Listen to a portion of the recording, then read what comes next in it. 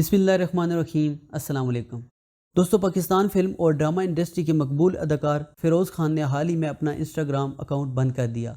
ये बात इस वक्त सामने आई जब अदाकार फ़िरोज़ खान की एहलिया अलीज़े फ़िरोज़ की जानब से इंस्टाग्राम पर एक स्टोरी शेयर की गई। फ़िरोज़ खान की एहलिया ने अपनी इंस्टाग्राम स्टोरी पर इनके साथ एक तस्वीर शेयर की जिस पर उन्होंने फ़िरोज़ खान के रूहानी सफ़र के हवाले से नेक ख्वाहिशात का इजहार किया। फ़िरोज़ खान की एहलिया ने लिखा, ये रूहानी सफ़र आपकी ज़िंदगी में मज़ीद एतमाद लाए और आपके मकसद की तकमील हो।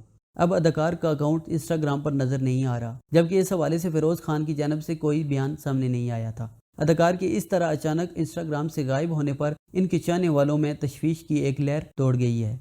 ख्याल रहे कि इससे कबल भी अदाकार फ़िरोज़ खान की मारूफ मजहबी स्कॉलर मौलाना तारिक जमील के साथ चंद तस्वीरें सोशल मीडिया पर देखी जा चुकी हैं। फ़िरोज़ खान के जियो टीवी की मकबूल तरीन ड्रामा सीरियल खानी में बेहतरीन अदाकारी ने इन्हें शोहरत की बुलंदियों पर पहुँचाया। वाज़ेह है कि अदाकार फ़िरोज़ खान मारूफ अदाकारा हमाइमा मलिक और दुआ मलिक के भाई भी हैं।